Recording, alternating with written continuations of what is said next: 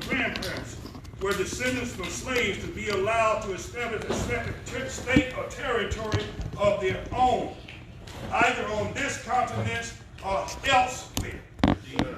We believe that our former slave masters are obligated to provide such land, and the area must be fertile and mineral rich. We believe that our former slave masters are obligated to maintain and supply our needs in this separate territory for the next 20 to 25 years until we are able to produce and supply our own needs. They're talking about land. They're talking about producing land so we can grow our own, provide for our own, and then we won't have to go down to Kroger's, down to McDale, Burger King, all over the place. I would like to hope that and pray that you got something from this little talk. Yes, sir.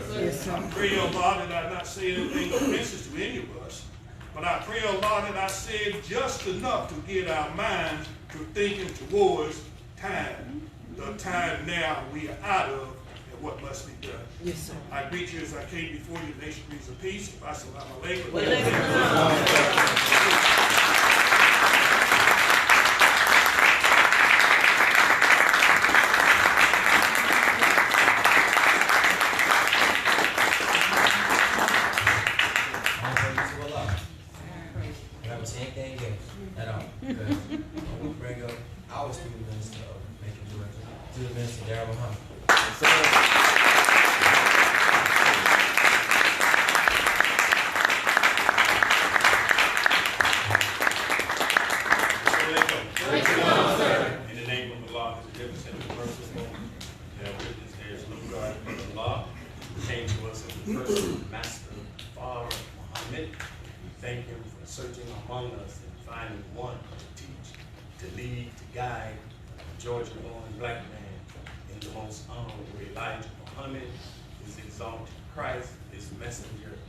Messiah.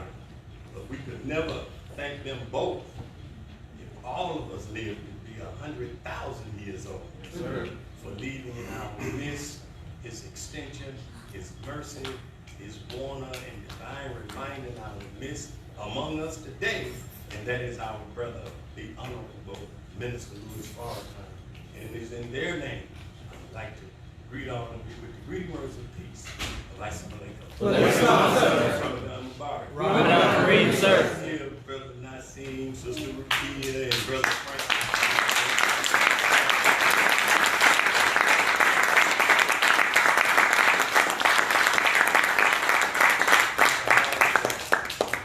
My young people, I'm pushing them on out front so that us older young people can go do some more things. And let them learn. Well, what could I have done if I would have been 17 preaching like that? And to see them both dedicate themselves to the Word of God at such a young age, that is something to give me comfort that our nation, we can keep them straight, is in good hands. Praises to Allah. So let's give him another round.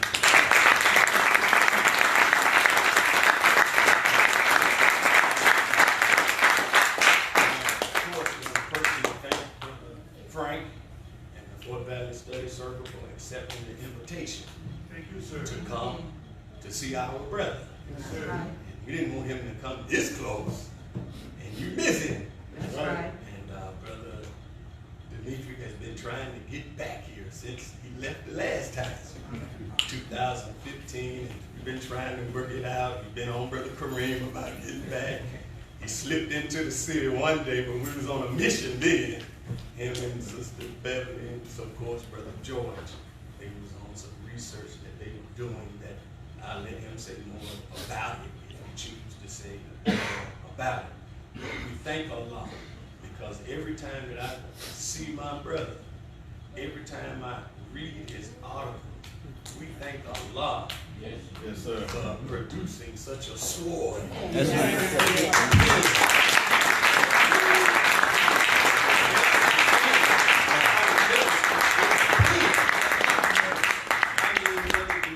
Is so sharp. Is that right? I mean, when I read this stuff, I'll be like, wow. And it made me start to realize each each of us have mighty gifts. Yes, sir. And each of us have ways in which we express the word of God. Is that right? Yes, sir. And not only he's a preacher, but he's mighty with the pen. Yes. And when I thought about him, I was sharing this with Sister Beverly at one time, and my wife. I said, he is to Minister Farrakhan, one of them, as Brother Jabril was to the messenger. And as Brother Jabril still is to the minister. But to have somebody to let it know that that baton can move right along. Right. To let you know that our nation is not based on personality. Right. That Allah can continue to bring up sprouts. Is that right? That's right. That we can, Right. come on, now, everybody right now? Yes, sir. That we can continue to move in the future. And the We Are Farrakhan slogan was started with him. Yes, Right. When he defended the minister in the middle page of the final call. Show you how humble the minister is. Yeah. That he gave up his middle page for his brother. Right. He wrote an excellent defense. Yes. And we are Farrakhan.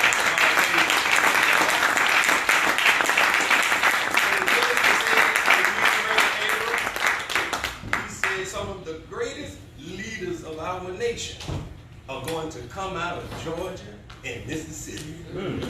And he is from Mississippi. Yes, sir. Is that right?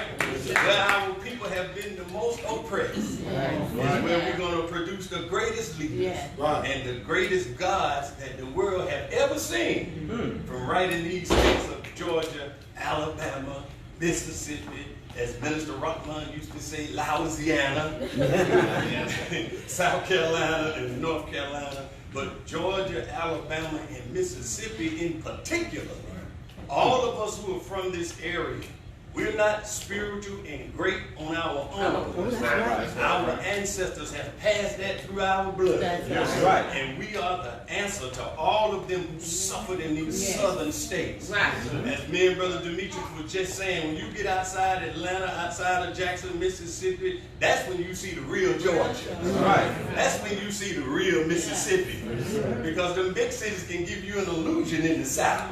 Right. But as I was telling him the first time I came to Macon and spoke on a porch at a violence rally, and I opened up in the name of Allah, the sister turned off the mic.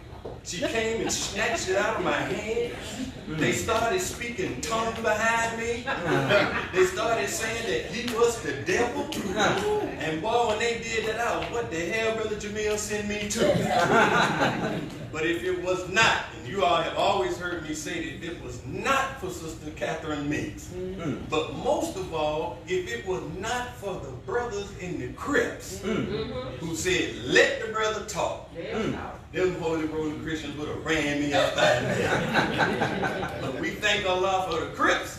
We thank Allah for Dr. Catherine Meeks for allowing that brother to get his foot wet, to let him know this ain't Atlanta, brother. You got something real you dealing with here. So we thank Allah. He's from that breed in Mississippi, and we thank Allah for producing him. We thank him for being such a great defender with the pen. I say, man, I wish I could write like that. Oh my God, so it's inspiring. I say, he write, I study, I'm the preacher. All of us have our way. And what it is we do. But also, he's a great preacher. And once again, we're glad to have him. Been 4 years in the making. You helped me to bring him on with a great Macon, Fort Valley, Central Georgia, wonderful round of applause to let him know we love him and love the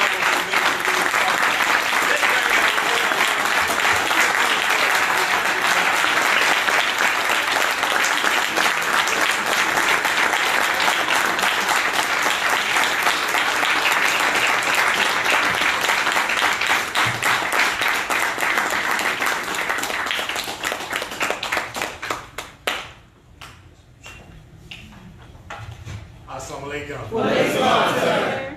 The most holy name of Allah, the beneficent, the merciful. I bear witness that there is no God except Allah. And I bear witness that Muhammad is his messenger. We give to Allah praise and thanks for his grace, for his mercy, and for his goodness to us. And we thank Allah for his merciful intervention into our affairs, coming in the person of the great Mahdi, Master Far Muhammad. And we thank him for raising from among our midst that beautiful and humble Georgia-born black man, the most honorable Elijah Muhammad. Yes, sir. Yes, sir. Thank Allah for choosing him and for making him into his messenger Messiah to us. A man that we believe really is the living and the exalted Christ. Yes, sir. We also thank them both for the man that remains among us today. He is the anointed servant of Allah. He really is an extension of that Georgia-born black man. That's right. Coming all the way out of the East Coast. Yes, sir. But he's his extension. An extension of his wisdom, an extension of his power, and most importantly, an extension of his love for us. That's right. And I'm certainly referring to our big brother, our friend, leader, teacher, and guide, he who sits in the seat of the most honorable Elijah Muhammad, Messiah among us, the Honorable Minister Louis Farrakhan. Yes, sir. Beloved brothers and sisters, allow me to greet you once again. Assalamu alaikum. I want to first of all thank the Honorable Minister Louis Farrakhan. Y'all bear with me, I'm going to multitask here and just pull up our presentation. But I want to first of all thank the Honorable Minister Louis Farrakhan for giving me his blessing and his permission to travel around in our nation, prayerfully providing something that the believing community will deem is of value to you. As Brother Student Minister Darrell was saying, you know, we deal a lot with the defense of the Honorable Minister Louis Farrakhan and the teachings of the Nation of Islam. And so that's kind of our primary objective. I thank the Honorable Minister Louis Farrakhan for giving me his blessing and his permission to come and be with you here today. Because you are very precious people. Yes, And we will talk about in our presentation today. And so we can't just allow just anybody to come and just say whatever they want to say to you. That's right. Because your mind and your heart is sacred. That's Yes, right. sir. You are the people of God. And so I thank the minister for trusting me to come and share maybe a word or two that will add to your great storehouse of knowledge and wisdom. That if you are regular here, coming to hear my big brother, Student Minister Darrell Muhammad, I know your storehouse of wisdom is overflowing already. Yes, sir. Yes, I want to thank Brother Darrell for blessing us with the opportunity to come and be with you here today. He and his family, I have so much love and admiration for them and their struggles and their efforts. Nowadays, you don't find many people willing to leave their home. That's right. To go to another city to live and to set up and start from scratch. That's right. You know, building a community, starting the work of establishing Islam in what may not have been virgin territory, but it may have been close. So I thank Allah for men like him, his family, his wife, his children, who are committed to Islam, who are committed to our people, and who are certainly committed to the Honorable Minister Louis Farrakhan. So we were blessed to be here. I think Brother Dale was 14, not 15. We're actually 5 years in the making. And I've been wanting to come so bad I was taking account, you know, when the last time I had been in Macon. And but we were actually here with Brother Joe said, I believe in that message. That's the truth, and I'm going to get to it.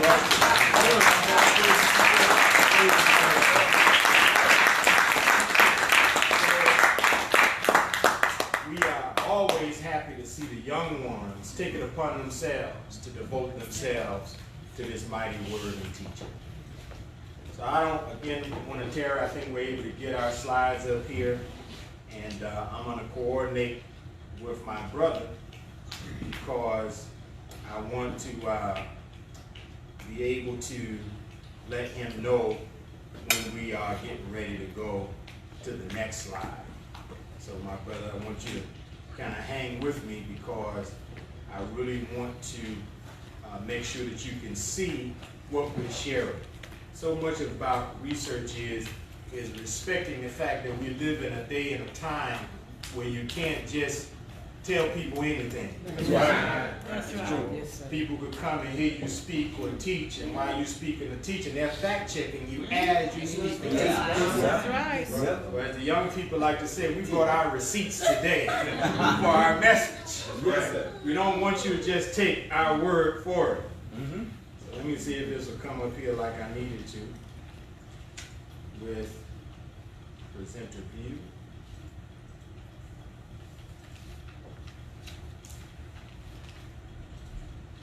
Now let's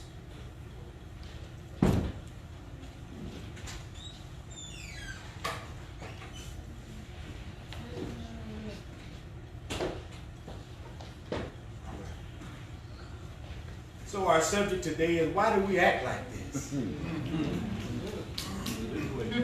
Act like what? Buck wild, crazy, and savage in our community. Right. Have you ever wondered why? Why? That's a good question, don't you think? Yes, sir. Primarily, I was motivated just a few weeks ago, maybe a month or so ago, when our great brother Nipsey Hussle was killed in Los Angeles. And I'm sure we all are aware of that at this point.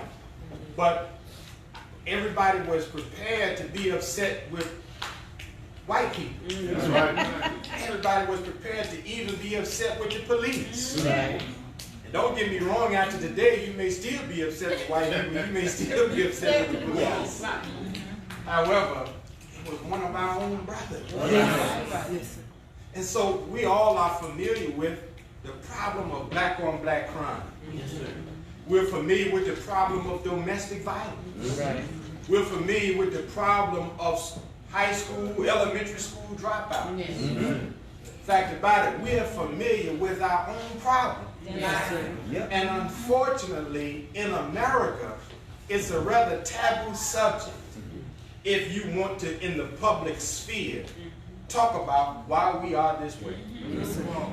But in the Nation of Islam, we are given a teaching that allows us to work among our people without judgment and without condemnation. And part of that is because we are taught what happened to us to make us this way. That's right.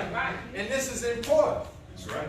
Because again, the way we act, if you don't have any context for what you're looking at, you will join in with the enemy. That's right. Say that this is a people worthy of punishment and condemnation. When God has said this is a people worthy of salvation and deliverance.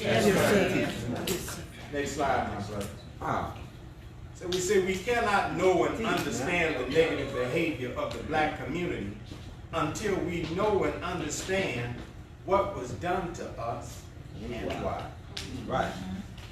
Next slide, my brother. When I say a taboo subject, do you know what I mean when I say a taboo subject? And some of you don't talk about it. Yeah. You bring up slavery somewhere and say, can't y'all just get over it? What is you talking about that? Right. Way. Right. But you know, nowadays, as you will see in our presentation, they have documented that the events and the happenings of slavery are directly connected to our condition. Right. Bible in the book of James says it like this. Next slide, my brother. You have condemned and murdered the righteous who did not resist you. Now, one of the reasons this is such a taboo subject is because the criminals who put our people in this condition feared that we would ever know exactly not just what was done to us, but who did it. Next slide, my brother. This is the great and the famous Mark Twain. Ever heard of Mark Twain? Yes, sir. But he was writing and he was talking about his mother had a little slave boy. That's the right one right there. Yes, sir. And Mark Twain was complaining because the little black boy was always whistling and singing. He said, Mama, why can't you just make him shut up? And his mother explained to Mark Twain that when he sings, it shows that he is not remembering. And that comforts me. But when he is still, I am afraid he is thinking. And I cannot bear it. He will never see his mother again. If he can sing, I must not hinder it, but be thankful for it.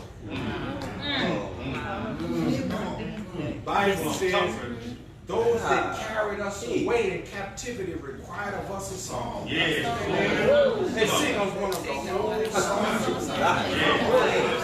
said, but how can we sing the Lord's song in a strange land? Think over this, man. Whenever we are happy-go-lucky and jolly and singing and dancing, that's a signal to our enemy that we are not sober-minded, that we are not focused on thinking about our condition. Because they know if they were in our condition, they would not accept it the way we have accepted it.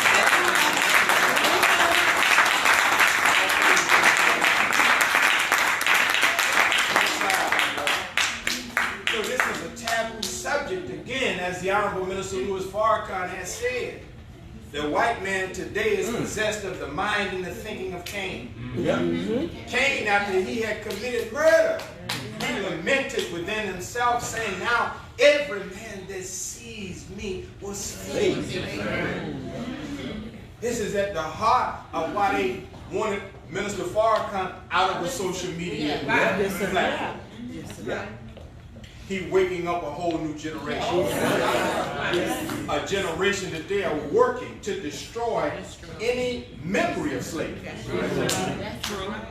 And this is very serious, brothers and sisters, where our youth are concerned, as we were talking about our youth and how valuable the youth of the Nation of Islam are.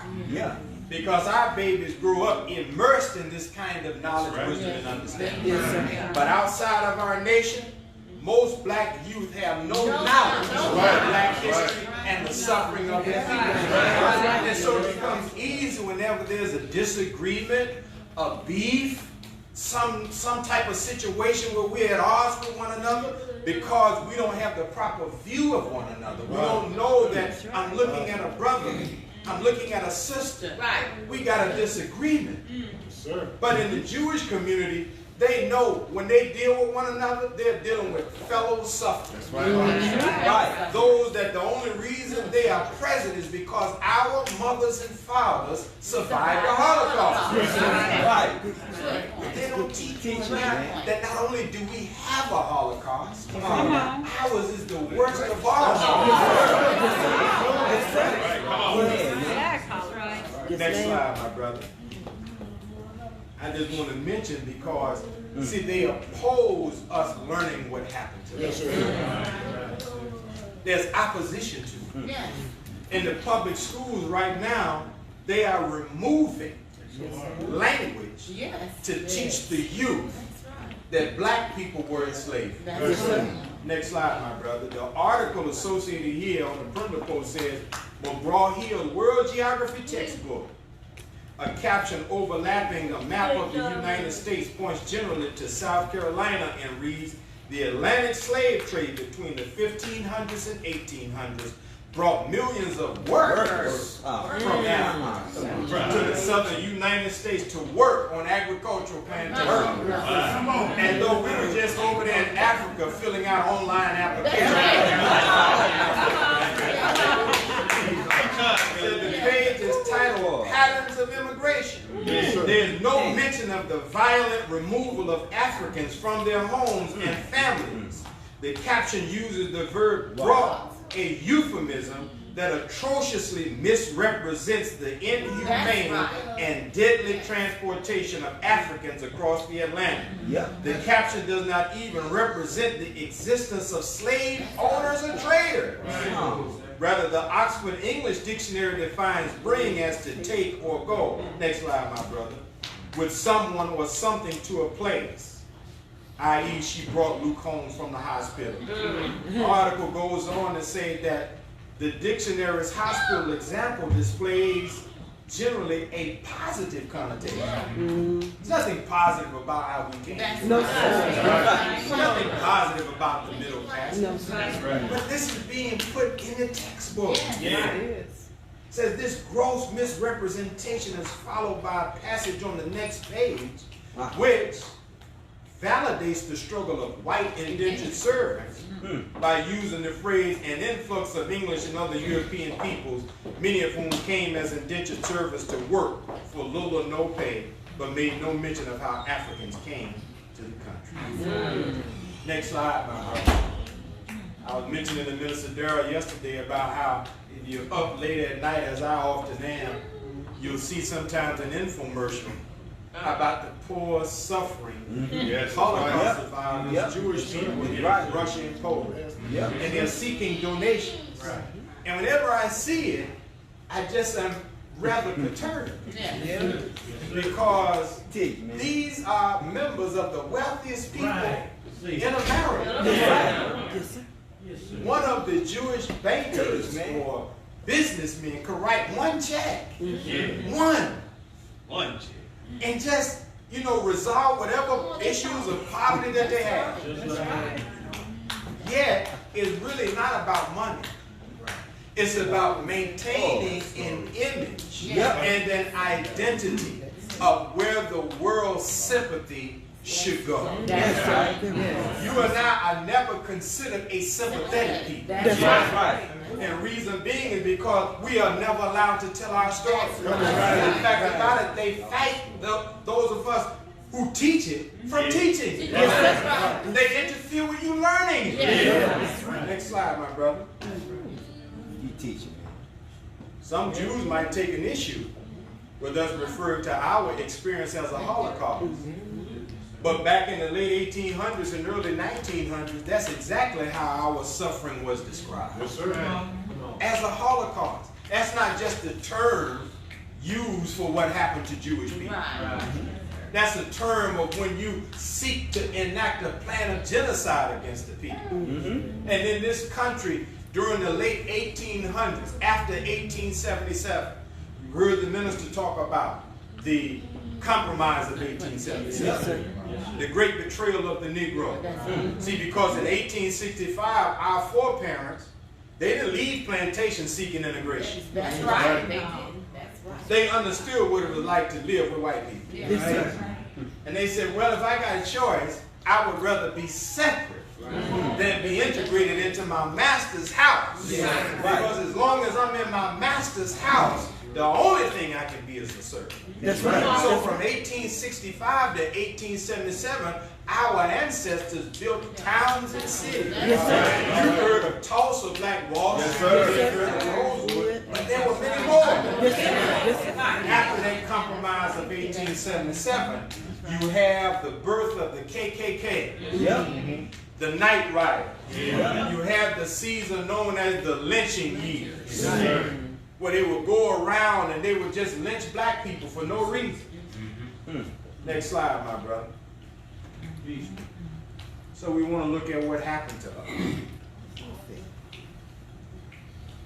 We got to know it, brothers and sisters. You got to understand what happened to us. First of all, I want to talk about, again, leading to with scripture. Next slide, my brother. Shall the throne of iniquity have fellowship with thee, which frameth mischief by law? Can unjust leaders claim that God is on their side? Leaders who decrees permit injustice. People forget that the very things whites and so-called middle-class blacks look at the hood and say, why don't y'all just get an education? Have marriage and family life. Why don't you go into business and own property? They have no clue that these were things that were actually against the law. That's right. Next slide, bro. In one of the articles of the Honorable Elijah Muhammad, he references this book called The American Slave Code, written by Mr. Henry Goodell. And this is a collection of the laws, the special laws that were just for you and I. Wow. Where essentially righteous conduct was outlawed. Because all of these things, to possess and have ownership of property, to get married, to make a family, to get an education, to practice our religion, all of this was against the law. This is our history. Making illegal any righteous thing that we wanted to do. Next slide, my brother. And they said the only thing that we were really brought here for were these purposes. It said the slave may be used so as to be used up in 7 years. May be used as a breeder. That's an acceptable job. A prostitute, a concubine, a pimp, a tapster, an attendant at the gaming table, or as the subject of medical and surgical experiment for the benefit of science, and the legislature makes no objections against it. Think about what we're doing today. This is back in the 17 and 1800s. But they were saying these are the approved positions, the approved job, the approved functions of black people in America. You want to be a doctor or lawyer. You want to run the country as the president. You ain't been approved for that. You ain't even been approved for being a husband or a wife. See, they don't say none of that here. Say a breeder. Because whenever we would make babies, the slave master would take the babies and use them as slaves. This is what was done to us. This is our Holocaust. Sometimes I have learned we don't like to get into this. Because it produces certain emotions. And we don't always know what to do with those emotions. That's right. And in the Nation of Islam, the Honorable Elijah Muhammad and the Honorable Minister Louis Farrakhan, they give us this history and then channel the energy into the building of a nation. See, because we already understand those that did this to us, they have a judgment before Allah. That's right. Yes, sir. Yes, sir. Allah didn't ask us to be their judge. He just told us that they were going to be judged. That's right. He told us to do two things. Get away from them and clean up your life. That's right. Yes, sir. Yes, sir. You ever watch those television shows I like sometimes where they have, you know, the crime dramas, and sometimes there's a hostage situation. And sometimes the hostage taker, you know, by the time the police and SWAT team get there, he has the criminal in his sights. But he can't take the shot because the criminal has the hostage around the throat. Right. And so they try to communicate to the hostage, you got to get some separation. We have the shot. We can take the shot. But we can't do it because if we take out the criminal, we'll kill you too. That's essentially the message of God to us today. And our enemies know that. If we leave them, they're sitting ducks for God. That's right. They understand that there's a God on the side of life.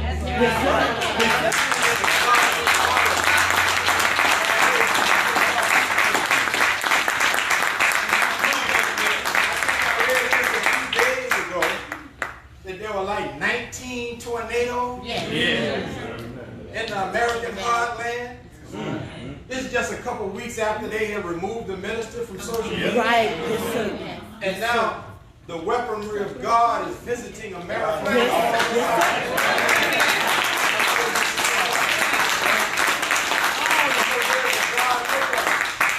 don't want you to think and go back and say, man, the brother came and just taught hate. I didn't come to teach hate. But you know, as a student of Scripture, I'm intrigued that the Scripture does say that some hate is appropriate. Right. That's right. God, and in the book of Ecclesiastes, it flat out said there's a time for love and a time for hate. Jesus told his disciples, unless you hate your mother and your father, you're unworthy of me. That's right. That's right. But they say hate is such a bad thing. Let somebody break in your house at 2 in the morning. Do you love them or do you hate them? That's right. That's right. But they throw these words out there because they really want you and I to accept anything that they are willing to offer. That's right. as though you're not supposed to have any kind of standard of acceptability. That's right. Now they now have the LGBT community Come on now. and the Jewish community as basically like the chosen people in America, to where they are above criticism. That's right. That's right. How can anybody be above criticism? Yeah. Hey, you criticize God because you removed him from school. That's right. Yes, sir. Can anybody be above criticism? That's right. Next slide, my brother. They say we got a problem with law enforcement. Say we got a problem with the police. But the research says police departments were created in America with one purpose in mind. The keeping slaves from escaping plantations. That's the origin of modern policing. So in other words, for you to desire your natural and God-given right to be free, you had to accept being an outlaw. Yes. This is in the backstory that they never want you to know. As a reason why there's a certain amount of tension between the black community and law enforcement. It goes back to plantation days. Next slide, my brother. It says slave patrols were vested with virtually unlimited coercive authority in their charge to monitor the movement of slaves and track down runaways. Patrollers were widely feared by slaves since whippings and other extremely violent actions were not uncommon. So that's the beginning of the relationship between the black community and police. We're not a lawless people, brother and sister. No, sir. We are taught in our lessons that we are the fathers and mothers of civilization. In other words, when Caucasian people were living in a savage state, we had cities, we had government, we had institutions of law, we had educational systems, we had science and technology. While they were eating the bark of trees and raw flesh. But the psychology is you and I are painted as people who have no respect for law. So you have to understand what has happened to us in order for you to be able to see that we are a people who are victims of trauma today. Yes, sir. You can't deal with a trauma victim like you deal with a person that have not been victimized by trauma. Come on. Any of us that have ever dealt with those that survive domestic violence or rape, that person is no longer the same. No, sir. I heard the Honorable Minister Louis Farrakhan say that unless God intervened into that person's life, they will permanently be altered and ill-affected by that domestic violence. Yes, sir. Yes. Next slide, my brother. How do we act like this? You want to know why we act like this? You got to understand what happened to us. That's right. This is Alabama professor Casey. He talks about lynching. Now, we have been led to believe that you could be lynched for violating some law or some rule that black people were supposed to live under. Professor Casey says the conviction that the black man must now and then be intimidated in order to keep him from forgetting the bounds which Southern traditions have set for him is firmly rooted in the consciousness of so many Southern people. So unquestioned is this philosophy that at times lynchings are planned and carried through not under the fierce compulsion of mob hysteria, but by men who have calmly resigned themselves to the performance of a painful duty which according to their lights is necessary for the good of society. In other words, they determine, well, it's about that time again. We have to pick a black man to lynch. We have to pick a black man to castrate or a black woman to lynch or to abuse. This is a part of our experience in this country. You can't look at us today and ignore what's happening. information on CNN, Fox, ABC, CBS, NBC. No, sir. It's not in the school system. But don't you agree, brother and sister, that this is important for us to know, and especially important for our babies to know? Yes, sir. Yes, sir.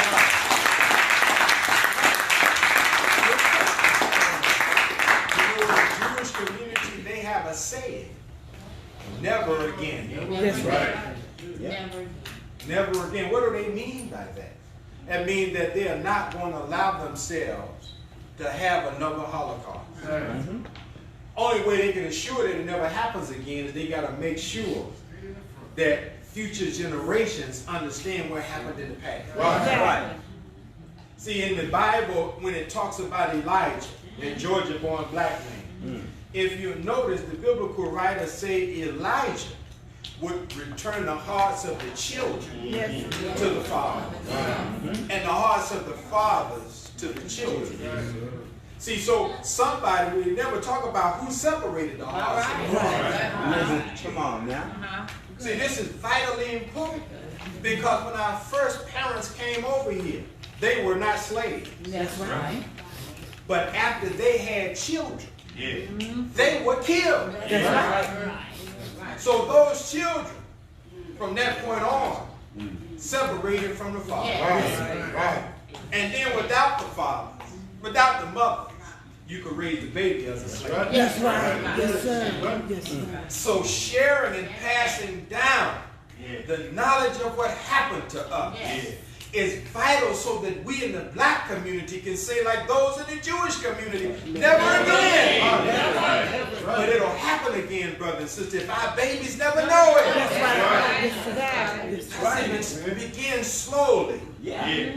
It encroaches gradually. Right. So we have to be vigilant against how we enslave. You always see these articles, pardon me. Some local municipal mayor or city council person or a state senator saying, you know, it's time for us to send blacks back to Africa. See that now you have a man in the White House who doesn't have a politically correct filter. Right. He don't have a filter. But notice he has the love of his people. That's right. He sure does. Because most of them have felt this way anyway. That's right. But because of an environment where you're punished for what you say, they knew they could not express it. So that he's in the top spot in the government, he's now giving permission to all who feel like he feels courage to come out and express themselves. Yes, sir. Next slide, my brother. Talking about what happened to us. This is an article where the professor is writing about the sexual abuse of black men. And in this little paragraph, he's talking about a black woman who was a free woman of color in 1787. And she was accosted by some white men, and they went and they got a black slave, and they made the black male slave rape the sister in front of them.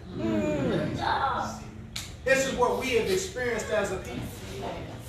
Sexual abuse. They like to say that we are promiscuous, immoral people.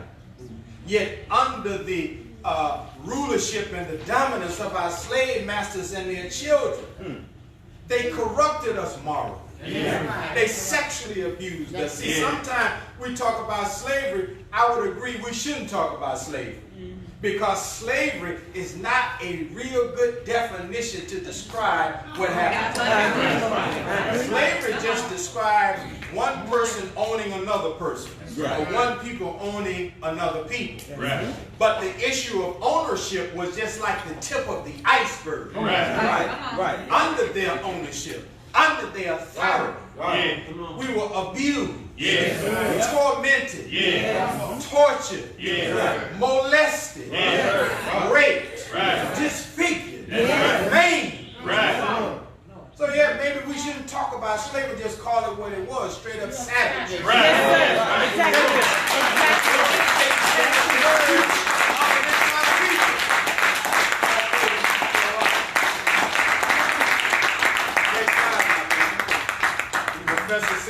article, slavery violated the masculinity of black men who were denied the ability to protect vulnerable female dependents. According to Deborah Gray White, those who tried to protect their spouses were themselves abused. The emasculating psychic toll, White further argued, could have led black men to eschew monogamy or resist marriage altogether. See, so now she's getting at it. This type of experience produces maladaptive behaviors. Some of us that have studied Dianetic auditing, we learn that there are certain personality quirks, certain idiosyncrasies that we have had all of our life can be traced back to some painful experience that happened to us. Yes, sir. We put it out of the forefront of our mind, but we still are ill affected by it. Now that's just you as an individual. Think about this compounded over the masses of an entire people. Not for a day, a week, or a month, or a year, but for several centuries. Next slide, my brother. It says a slave can't be a man. Why can't the slave be a man? Because he could not protect his women kin from being sexually assaulted by owners and overseers. That's what a slave said. Now look at what we see every other day, some video Yes, sir. Yes. of one of our sisters being disrespected, being assaulted, Yes. being shot, being body slammed. And where are you and I? Taking a picture. Yep, that's it. That's it. This is a quote from hundreds of years ago. But are we any better today? No, sir. Because we don't know that this was done to us. Next slide. Harriet Jacobs writes about her experience as a slave girl. She says, next slide, my brother, said that the slave girl is raised in an atmosphere of licentiousness and fear. The lash and the foul talk of her master and his sons are her teachers. When she is 14 or 15, her owner or his sons or the overseer or perhaps all of them begin to bribe her with presents. If these fail to accomplish their purpose, she is whipped and starved into submission to their will. Miss Jacobs' account of the sexual violence endured by slave women is merely one of many, although it is impossible to know exactly how many black women were sexually assaulted under slavery. Such abuse was widespread. Now, I showed you where they didn't mind the black woman being a prostitute or a concubine or a greed. But by all of those definitions, she was just to be an object of pleasure. Yes, sir. Now in popular culture, that's the primary representation of black women. Yes, sir. Yes, The sir. leading pop culture icons are of a style that showcases black womanhood through the lens of sexuality Yes, and sir. sexual promiscuity. Yes, sir. Yes, In sir. other words, our young girls aren't given many images that they might aspire to be wives, mothers, modest women in this country. You right? That's right. Yes, sir. We had Michelle Obama. She was a good example. Yes, she was. Yes. Gone now.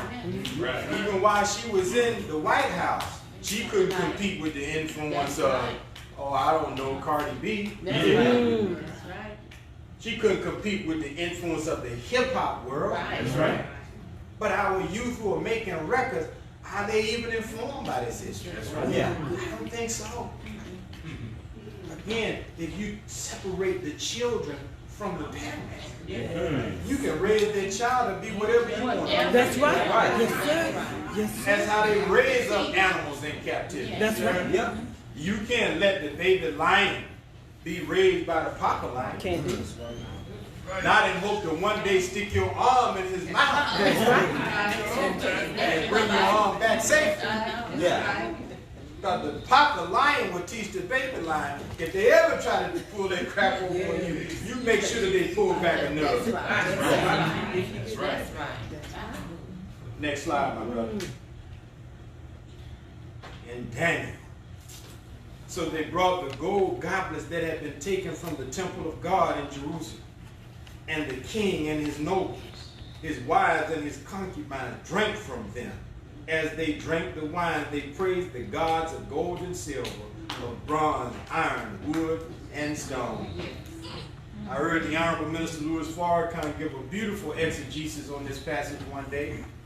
He said, because as this scripture is talking about gold and silver goblets or drinking glasses that belong to God, it's not talking about drinking glasses and plates and saucers of God, but it's talking about the people of God. Right. See, we are people that just like a drinking glass. Yeah. We are naturally made to hold or to contain the Spirit of God. Yes. Right. But in this passage, you see that the vessels of God were defiled. Yeah. So they put alcohol in God. Yes. Strong drink. Yes. Had unrighteous folk just going in and out of the vessels of God, having their way. Yes. This is about what happened to us Yes. as a people, Right. being defiled. Again, the oppression of our people, they understood that in order for you to oppress and to subjugate a righteous people, you got to make them unrighteous. That's right. Yes, sir. If you're going to subjugate a moral people, you got to make them immoral. Right. That's right. Yes, sir. See, so that's why in the nation we teach a moral life. Yes. Right. Because that's where we have our strength at. That's right. You don't have no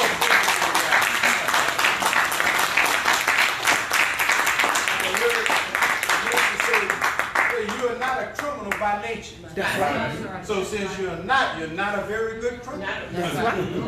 That's true. Good criminals don't get caught. That's right. They ain't stealing little petty things. No, that's right. They steal nations. That's right. That's right. They steal society. That's They right. steal government. Those are the real criminals. That's not you. That's not me. We too righteous. Next slide, my brother. Come on, talk. This is Henry Berry. Henry Berry was a Virginia state legislator. He said, sir, pass as severe laws as you will to keep these unfortunate creatures in ignorance. To do what? Keep them in ignorance. He said, it is vain unless you can extinguish the spark of intellect which God has given them. Sir, we have as far as possible closed every avenue by which life, next slide, my brother, may enter their mind. You heard that part. What's that? The important part is what comes after that. He says we only have to go one step further to extinguish their capacity to see the light. And then our work will be completed. And they would then be reduced to the level of the beasts of the field, and we should be saved. Pause to reflect on the sentiment being expressed. This man is a member of the government, saying essentially that if we, as the ruling class of whites, want to be able to lie down in our bed at night and get a good night's rest, we got to reduce our Negroes. We got to make black people on the level of animals. We've got to make them savage. That's the only way we're going to be saved. That's right. Pause to reflect over the gravity of such a sentiment being expressed. That those who are in power, they don't want you sober-minded. Right. They don't want you reading. Right. They don't want you educated. Yes. Right. They don't want you living a moral life. They want you high. Yes. They want you immoral. They want you non-industrious. They don't want you disciplined. They talk all this stuff about we want to help end crime and violence in poor communities. That's the furthest thing from the truth. That's right. The only thing that they're really concerned about is that the crime and violence in the poor communities don't spill over. That's right. But as long as we are savage and we are fighting and killing one another, those who are in power feel safe. So they work hard to keep you and I in a savage state of condition. And then they fight the righteous teachers who come among us that will civilize us. See, so it's twofold. And again, this is important for us to appreciate. Those who don't understand why they don't want Minister Farrakhan influencing the world through social media. Come on. Because the plan is to socially engineer savage behavior in the black community. So look at us now. I'm not going to moralize on the young people. But let's just think about something now. Come on. We, through popular culture, have been encouraged to represent ourselves in a particular kind of way. So what's popular and in vogue is you see brothers, they can hardly walk because sagging is a fashion trend. It's a fashion trend. Not wearing suits and ties, not reading books, not possessing a library card, not going to college. Those are not popular trends. You know why? Because if you pursued that path, when the rulers of America looked at you, they would see their replacement. But if they can convince you to walk around with your pants hanging down, to always stay with a blunt in your hand, to always stay with a bottle in your hand, they're promoting a toxic form of hip-hop now that they call mumble rap. Mumble rap. Do you know that the Bible and the Quran speak of those who mumbled and murmured against Moses and Aaron? Moses and Aaron were trying to get God's people to separate from their slave masters and their children. But there was a group who didn't like Moses and Aaron's leadership. They wanted to remain as slaves in Egypt. So they became the mumblers and the murmurers again. So you and I, God is on scene today because our destiny is to replace those who are in power. He's working hard to ensure.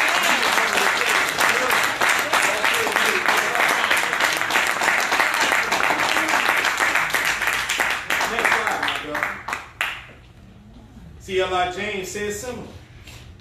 And they took great pains that the Negro, think about this now, should remain the brute beast they wanted him to be. The safety of whites demands that we keep the Negroes in the most profound ignorance. I have reached the stage of believing firmly that one must treat the Negroes as one treats beasts. Next slide, my brother. We were given this in our lessons. Think about the wisdom of God. This is in our lessons. In the 30s. Go into a clothing store where they sell clothes for young people. And you'll see on t-shirts, on pants, on jackets, the word savage. Yes, sir. Because now in youth culture, to be savage is to be cool. That's right.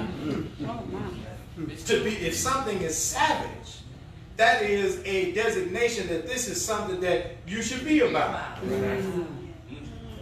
That's the top of the line if it's savage. Some of the artists are even now 21 savages, 22 savages, savage this, and savage that. You think that that just is a coincidence. Why did a man we were taught knew 150,000 years of world history in advance? Give us this in our lesson. Come on. At one point in time, we just thought it was a reference to the early history of Caucasian people. But he understood that the Caucasian is the old savage. And the old savage is trying to get you and I to replace him as the savage. God is on scene to make us to replace him as the rulers of the world.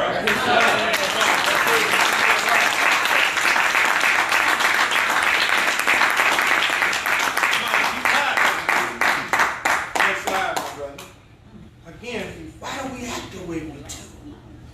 Something happened to us. Yes, sir. They said ignorance was the major control instrument of slavery. Every master realized that he had to know almost everything, and the slave had to know almost nothing. An educated black might realize how horribly he was treated and revolt. You know it was. You ever been somewhere, reading a book, reading a magazine, and a random white person come up to you and say, hey, what you got there? What you got? And you're thinking to yourself, I don't even know this person. Why they in my business? Come on. That's right. Because over the years, just like they are adaptive behaviors in our community, they are adaptive behaviors in their community. And they are taught to be afraid. When you see a Negro reading, you don't know what he's reading. We delivered a subject in Atlanta a few weeks ago called the dangerous word of God. And we showed that in one of the reactions that the white ruling class had to Nat Turner's rebellion was that they outlawed that any Negro should become a preacher anywhere in America. Think over that. They got you thinking that Farrakhan is dangerous when really it's the word of God that Minister Farrakhan teaches. And it's only dangerous if you have the idea that you want to oppress and subjugate people. But if you're on the side of truth and freedom, the word of God is your best friend. Yes, sir.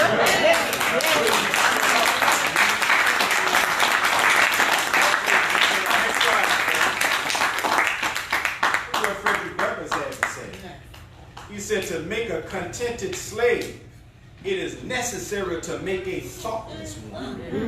It is necessary to darken the moral and mental vision, and as far as possible, to annihilate the power of reason. So, again, popular culture, a form of entertainment that is primarily what? Thoughtless. That's right. Mindless. Most popular beats today are trap beats. That's right. It's not a coincidence that it's called that. That's right. Because essentially the larger idea. See, there's always a bigger picture. There's a small picture, but then there's a bigger picture. The bigger picture is, without firing a shot, you and I are being trapped through these forms of entertainment that are really programming. That's what it is. At the radio station, there's somebody that has a position called the program manager. Yes, sir. Why is a TV show called a television program? You ever thought about that? Yes, sir. I thought this was entertainment. I thought we were just watching a sitcom or a rom-com. But there's somebody who has a job that's the program director. Come on. Do you know what a program is? Come on. A program is instructions that's installed into a computer. The computer that the instructions are being installed into is your mind. Music is science. It's not just feel good. They have learned through experimentation that certain rhythm patterns and certain vibrational patterns can alter the way your internal organs operate. Come on. So we just think we just listening, Come on now. man, that's my jam. How did you get it? How is it that in the late 80s and early 90s, hip-hop culture was filled with ideas coming from black nationalism? Yes, sir. Yes, sir. Yes, sir. Why was Malcolm X's speeches a part of your favorite artist's music? Yes. Yes, sir. Why were the artists sampling Minister Farrakhan in the 80s? Yes, sir. Why did you see the hip-hop artists and the black activists hand in hand working to do good in the hood? Yes, sir. But by the time the late 90s rolled around, You have rappers, instead of talking about Malcolm X, Dr. King, and Farrakhan, they're helping Hennessy and other alcoholic beverages make millions of dollars off of black youth. Yes, sir. Yes, sir. They're singing about how much fun they had at the strip club.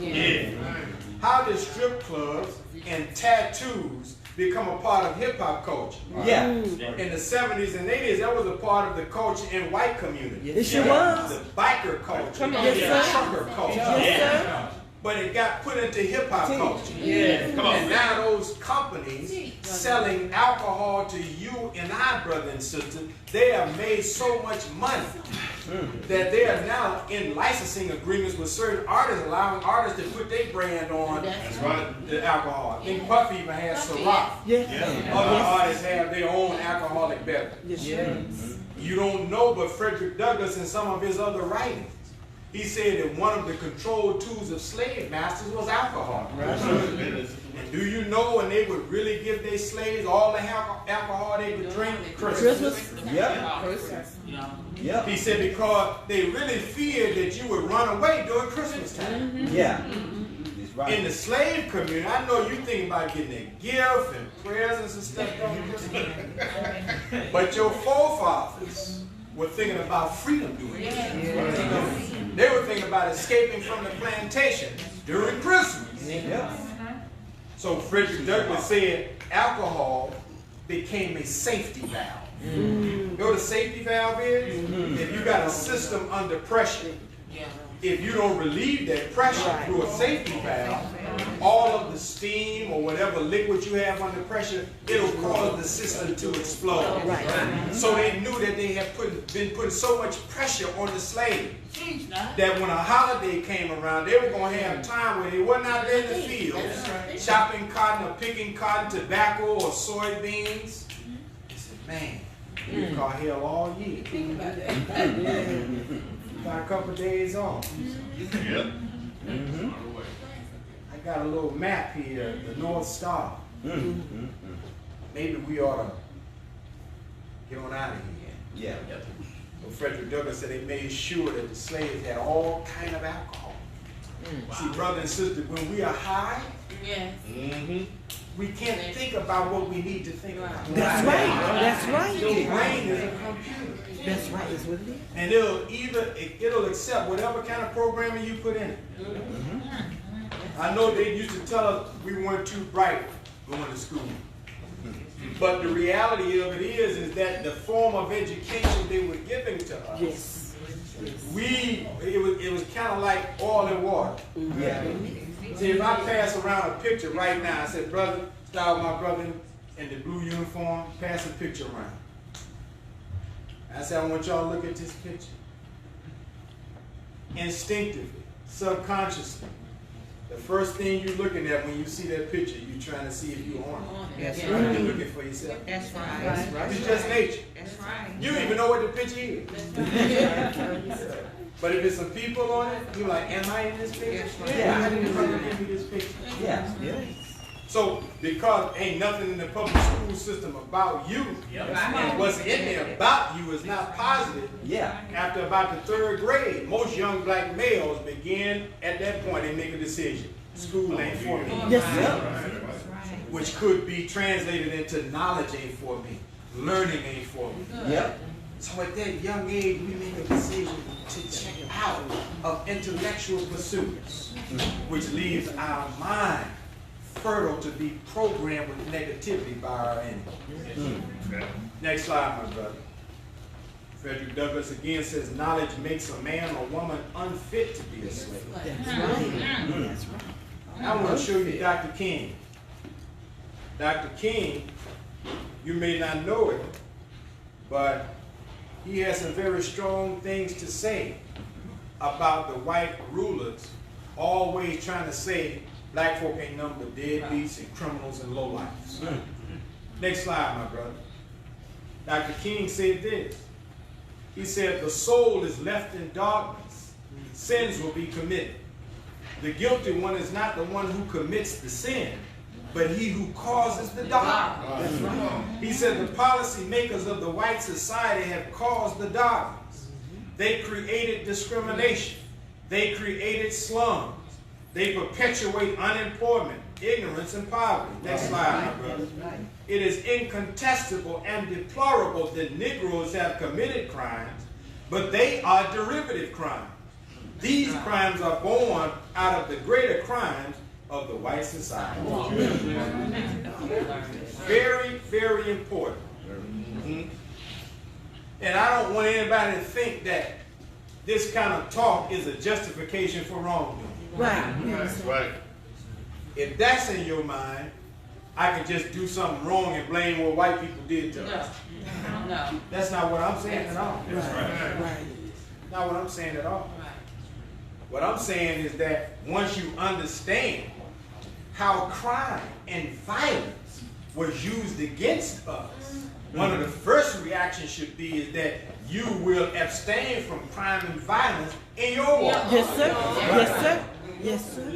Yes, Because you don't want to be modeled and styled and patterned after the evil of the slave master. Yes, sir. Right? Yes, sir.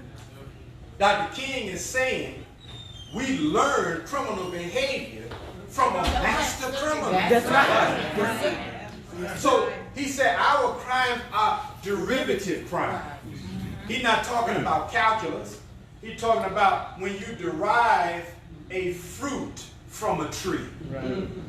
In other words, sin, evil, crime, violence, immorality was developed in us as a part of the process of making a once glorious people into slaves. Yes, sir. Yes, sir. Yes, sir. Next slide, my brother. Back in the 80s, they used to have as a conservative political trope the welfare queen and the crack babies. How did we start smoking cocaine? They never talk to you about this. Professor Richard H. Brown says employers in the South, they had made a practice of supplying their black workers with cocaine. Plantation owners had discovered, quote, things went better with a little coke. Thus they kept a steady supply on hand to increase productivity and keep workers content. Cocaine was also a cheap incentive to maintain control of workers. A shrewd boss doling out 1/4 gram a day per man could keep 16 workers happy and more productive for a full 7 days on a single hour. Wow. See, so there it is again. Through drugs and the proliferation of narcotics, we are controlled. Right. Yeah. And we are kept from thinking about how to get free. That's right. Yeah. We can't think about liberation if we drunk, if we are high. Right.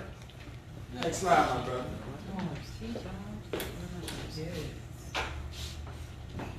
So they say, y'all should just get over it. They say, why y'all always bringing up the past? Come on. Come on. Forget about that. You can't blame slavery for what happened is happening today. Well, you remember a few years ago, brothers and sisters, you heard a lot of talk about them looking into the human genome.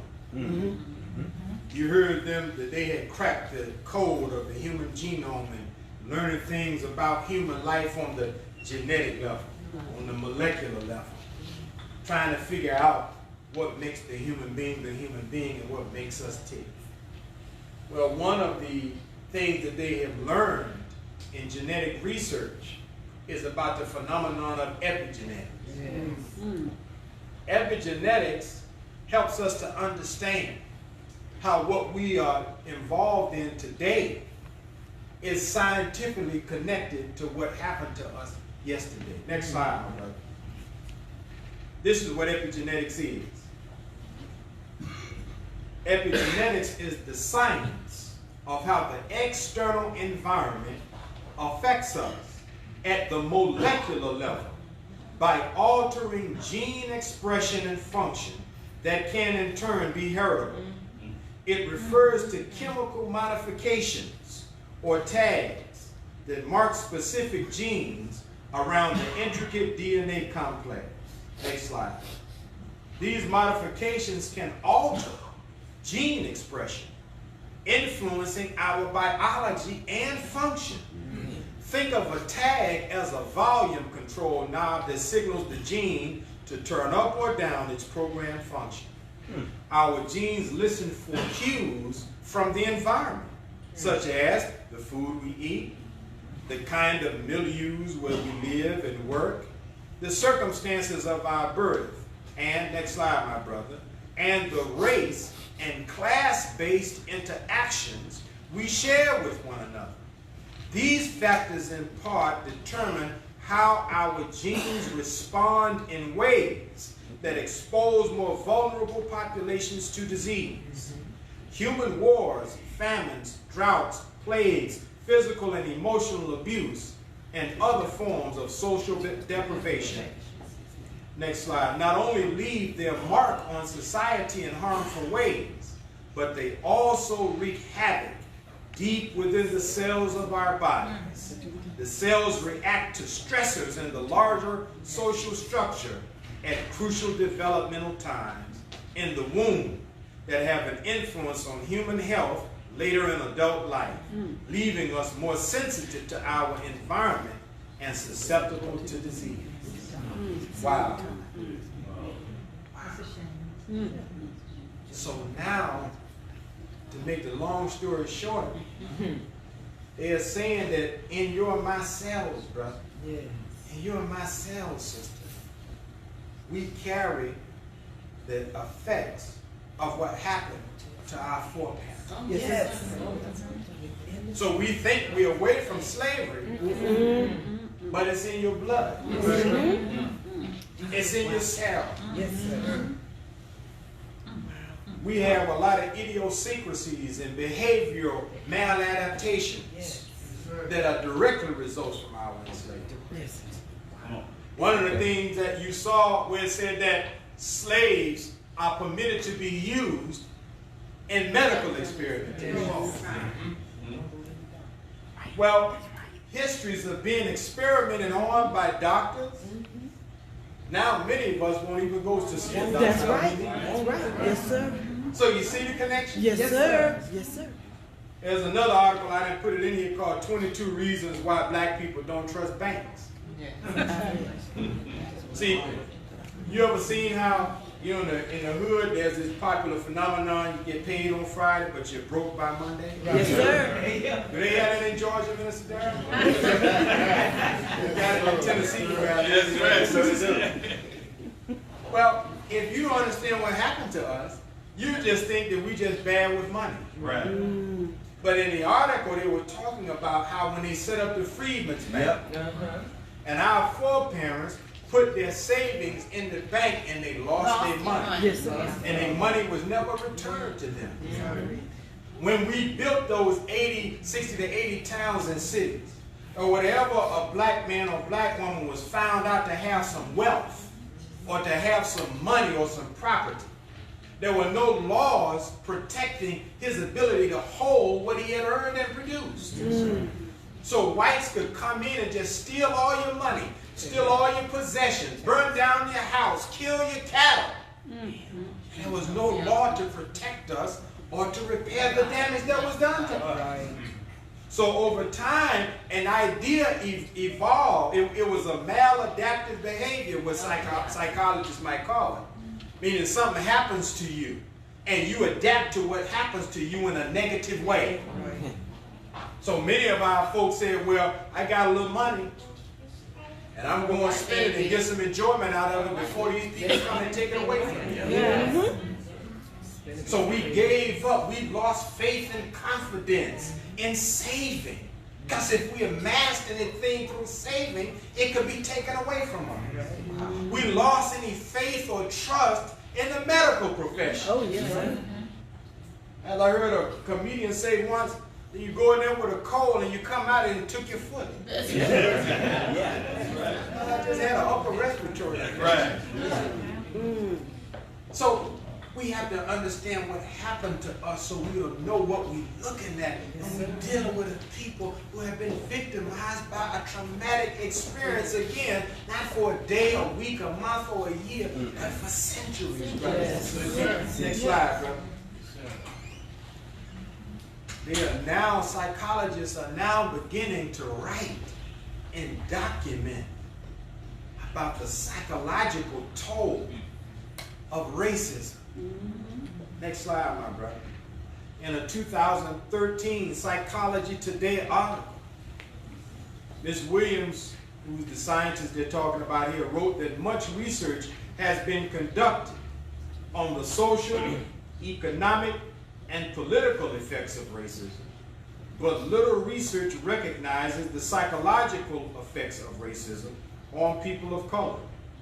Williams now studies the link between racism and post-traumatic stress disorder, which is known as race-based traumatic stress injury, or the emotional distress of a person may feel after encountering racial harassment or hostility.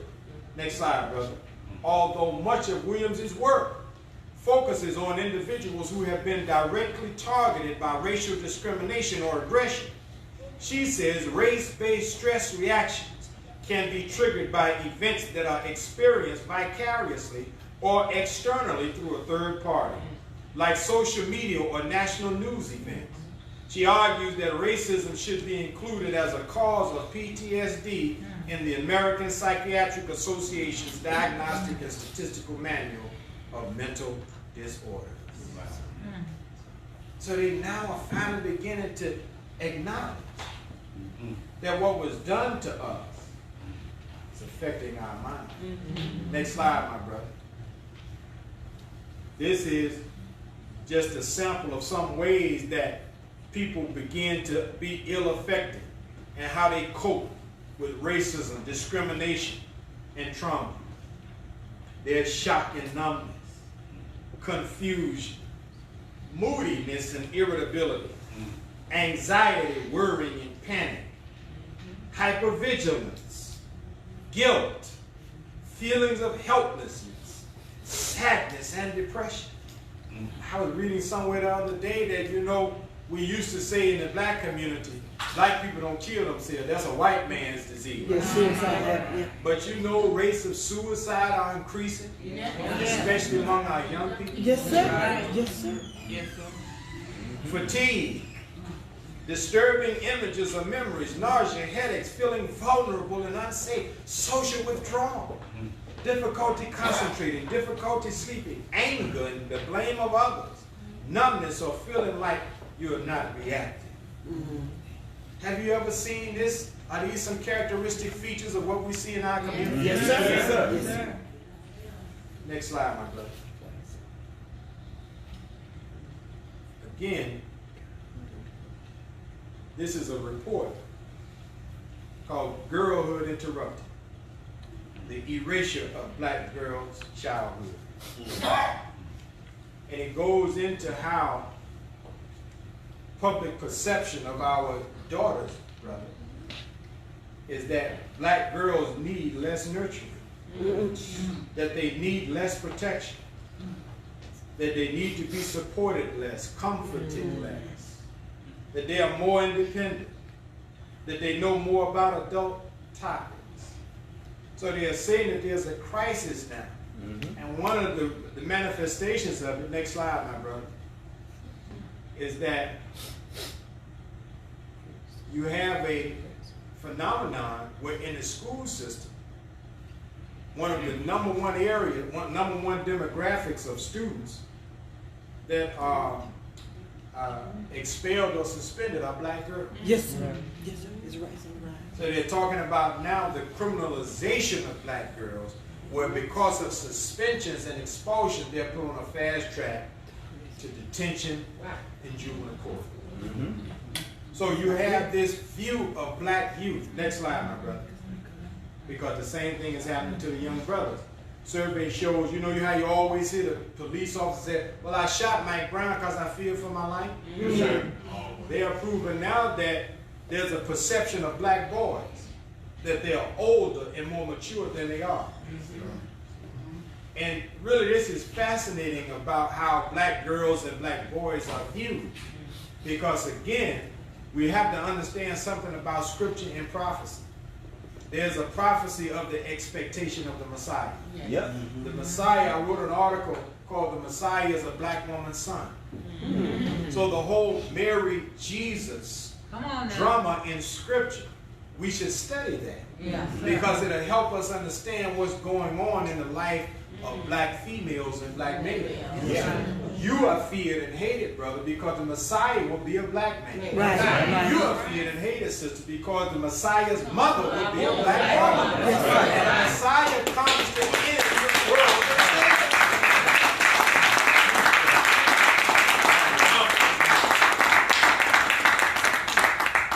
Next slide, my brother. So you see where they say black kids are way more likely to be punished in schools than white kids. Yes, sir. Yes, sir. See, again, we're not looked upon as a people who are worthy of compassion. We're not looked upon as a people worthy of patience. So when white youth get in trouble, they get help. Yes, you do. Yes, sir. When black youth get in trouble, they get punishment. Yes, That's sir. what they're saying. You get routed to juvenile offender facility. They get routed to counseling, treatment, diversion, etc.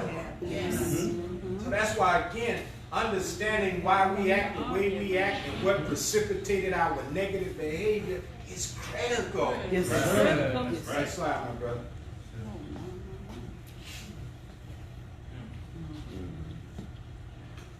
We never knew how great that brother was until he died. We never knew how significant he was. Some people had never heard of him at all. But even those that had heard of him and knew something about his music didn't know the great things he was doing in this community. So not only does the enemy see us through this negative and ugly lens, but by and large, this is how we view one another. Yes, sir.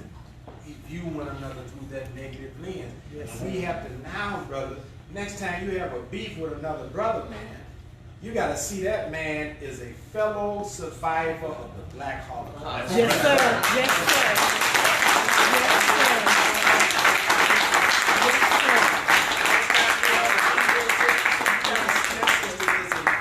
Survivor of the Black Holocaust. Yes, sir.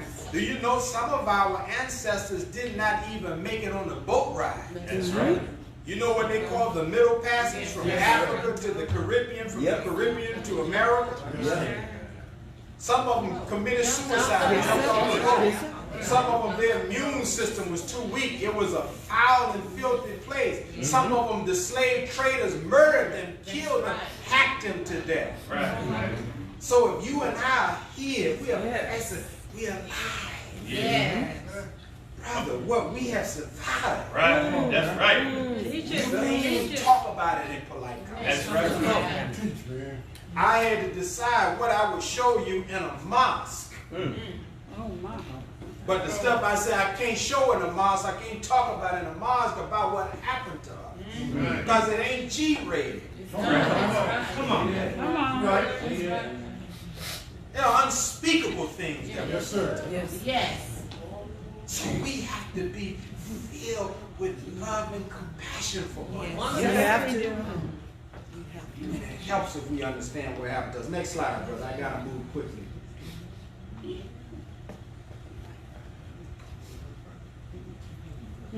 Hollywood perpetuates negative images of us. Sir. Did you know Hollywood started out, the very first movie from Hollywood was a KKK recruitment film? Yes, sir. Called Birth of a Nation. Yes, sir. Hollywood was an industry that part of its purpose was to create the Talmudic view of the black man. Yep. In the Babylonian Talmud, which is a Jewish religious text, this is where the curse of Ham was given a black color. In the curse of Ham, Noah cursed his son Ham to be a servant of his brothers. In the Talmud, they said Ham was black. That's right. The curse of Ham became the religious justification for the slave trade. So some Muslims got involved, Christians got involved, everybody got involved. And when the question became, how do you reconcile this with your religious views? They said, well, these are people God have cursed anyway to do this. This is their lot in life. It's what they're supposed to be doing. So when they came and they created the motion picture industry, that was the view of black people, the view of a cursed one, of people who are an abomination, that their blackness is a curse upon them. That's the view that they gave to the world. So essentially, the motion picture industry is guilty of creating educational films that essentially teach the general public how to deal with and how to engage with black people, of people who have been cursed by God. So this screenwriter, Dalton Trumbo, says in Hollywood, they made tarts of the Negro's daughters, crap shooters of his sons, obsequious Uncle Toms of his fathers, superstitious and grotesque crones of his mothers, strutting peacocks of his successful men, psalm-singing mountebanks of his priests, and Barnum and Bailey sideshows of his religion. See, America has about 300 million people, only about 50 million black. So the white people are the majority in America. But with those percentages, it means that the average white person does not live, work, or play with the average black person. So where are their views shaped from? The entertainment industry. Yes, sir. So when Darren Wilson killed Mike Brown in Ferguson, he said, I like the police in black neighborhoods because that's where the fun is. That's what he said. What kind of fun is he talking about? Right. Perhaps in his mind were the old Hollywood film. I'm going to be riding down on some dope boys. And I'm going to be over here policing baby mama drama. Bloods and Crips and Vice Wars and GD. I'm going to be riding down on them. This is fun. Wow. I close with good news.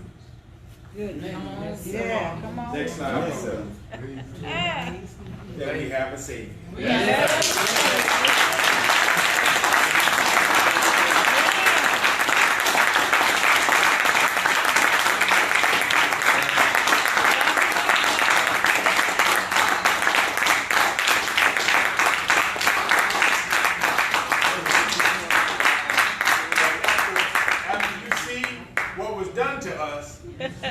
You're like, man, how can we overcome that? Come on. We have a Savior. Yes, sir. Next slide, brother. And that Savior, first of all, has promised us forgiveness. See, we're not a people that God looks at for punishment and condemnation. Listen to what the Honorable Elijah Muhammad said. He said, God told me to tell you that he will forgive us all the past. Just accept your own. Now, go from here and not think over what happened in the past. You did not know who you were, nor the enemy. So that is right and just that you should be forgiven for that which you had no knowledge of. So this is what he told me to tell you. And since we don't have to go on our knees for yesterday, be sure that we go on our knees for today, meaning prayer. He said, a people that have did everything that the devil did and tried to beat him at some of it, get forgiven for all of that evil.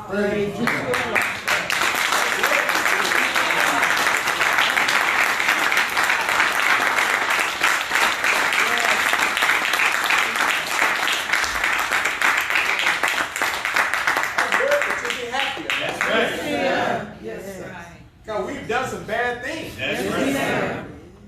But we were following after our enemy. He was our mentor. He was our coach. We've been nothing but proteges of the devil. Wow. Think over that. Satan as your coach. Satan as your mentor. Come on now. Satan as the model man. of which you emulate. That's right. How could you and I be anything but what we have been? That's right. Yeah. See, because nowadays, you don't hear the Muslims too much talking about the white man and the devil. Because there's too many black devils around. That's right. That's right. He made us into himself. And we like devils on remote control. Yeah. He programmed us for devilishment, and then he goes away and we just carry out the program. Yes, sir. Next slide, brother. Our Savior has promised us restoration. Look at how the Bible describes God's people as an abandoned infant. Book of Ezekiel chapter 16, it says, on the day of your birth, your cord was not cut, nor were you washed with water for cleansing.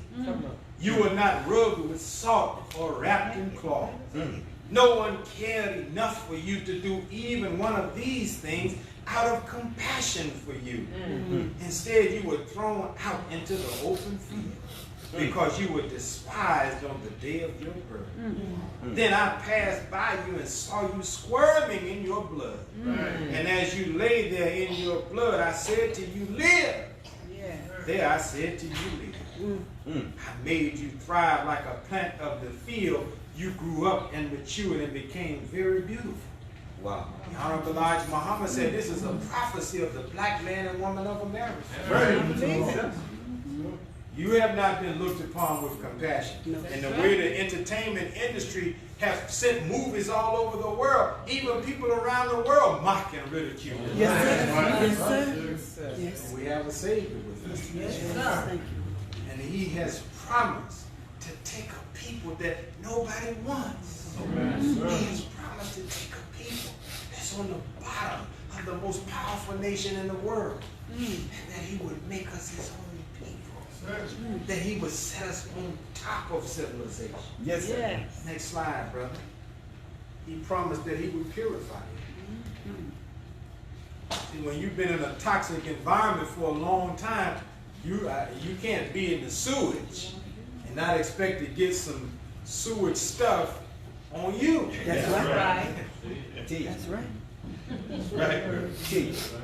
The Bible says, but you are a chosen people, a royal priesthood, a holy nation, a people for God's own possession, to proclaim the virtues of him who called you out of darkness into his marvelous light. That's what the Nation of Islam represents, brothers.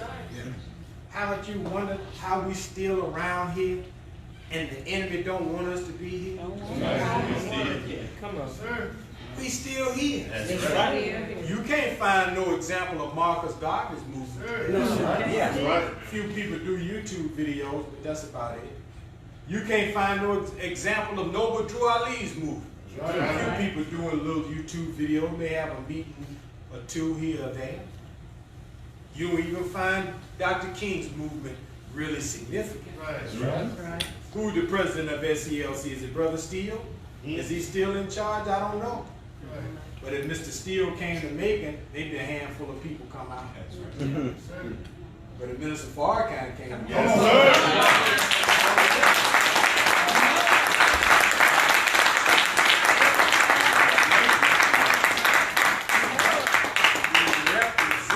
process of God purifying the black man. That's why these sisters wear beautiful white. These are not the women of the white man. These are not the women of the devil. Even in the Muslim world of so-called classical Islam or Sunni Orthodoxy, they hardly ever let the women wear white. They make them wear black. But the Honorable Elijah Muhammad, his teacher, said to him, brother, I can say that the most beautiful nation is in the wilderness of North America. Talking about the Muslim girls training.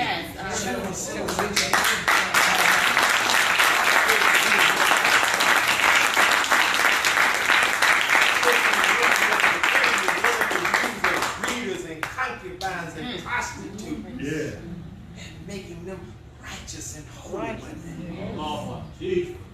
Next slide, my brother. God promises us deliverance. Yes, sir. So you deliver them into the hands of their enemies who oppress them, and in their time of distress they cried out to you, and you heard them from heaven. In your abundant compassion you gave them deliverers, saviors, who rescued them from the hands of their enemies. You know why the video of student minister Abdul Malik Saeed and the West Coast Muslims went viral? Because when people saw the video, they saw that proverbial band of angels. Yes. So a man named Wallace Willis wrote that song. He was a Choctaw freedman, meaning that he was a black man, but he had Native American blood in him. And he writes a song, really it's a song about the wheel, called Swing Low, Sweet Chariot. See, I looked and I saw a band of angels coming after me. And so when I watched that video, I said, man, look at the nation. Yes. I guess I had an out-of-body experience, because I was like, man, I want to be like that.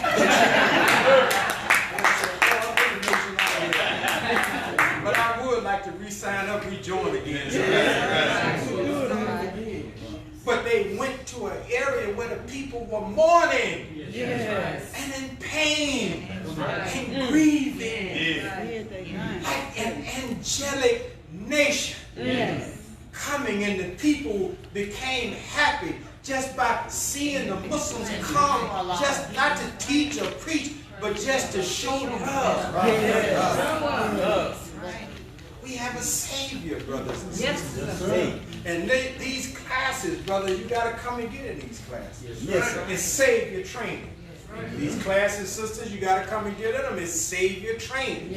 Because you can't just step out there and say you're saved if you don't come to the Savior. That's true. That's true. Yes, sir. Lastly, next slide, my brother. Our Savior promises us love. See, the reason why you see Minister Farrakhan do what he does is not because he's just a bad black man. It's not because he just want to tell the white man off. That's right. Tell them devils off, minister. You know how we see it. But if you think that's what motivates Minister Farrakhan, then you misunderstand. That's right. The minister is motivated by love. He's motivated by love. And he represents God's love of us. So you and I, you see the minister hadn't been really saying a whole lot about the band. He came out and spoke at Father Flavor's church, but he hadn't been saying too much. You know why? He shouldn't have to. He shouldn't have to. If you heard just a tape of the minister from one sentence, you were inspired to do something positive. You now are obligated to become a defender of the ministry. Right. Don't you feel some kind of way? You weren't in the world when Jesus was on the scene, that you could have helped him? Don't you feel some kind of way that you weren't in the world when Prophet Muhammad was on the scene, that you could have did something to help him? Don't you feel some type of way when you learn about Moses and Aaron? But that happened at a period of time that you and I weren't around. That's right. Don't you think to yourself, God, I want to get in the game. God, you mean all of the significant periods of time happened before I came onto the planet? If you ask God that, he'll tell you no. That's right. I'll let you come to birth in the most significant of all periods. Yes, sir. And if you would have helped Muhammad, if you would have helped Jesus, if you would have helped Moses, if you would have helped Aaron, if you would have helped Noah, you say you would have helped Marcus Garvey, you say you would have helped Dr. King, then you are obligated today to help the man who stands as the fulfillment of what all of the prophets hope to be and the fulfillment of what all of the black leaders hope to be. That man is the Honorable Minister.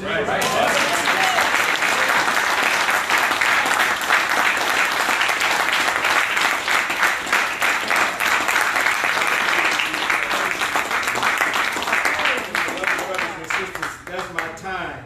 I thank you so much for being patient with us.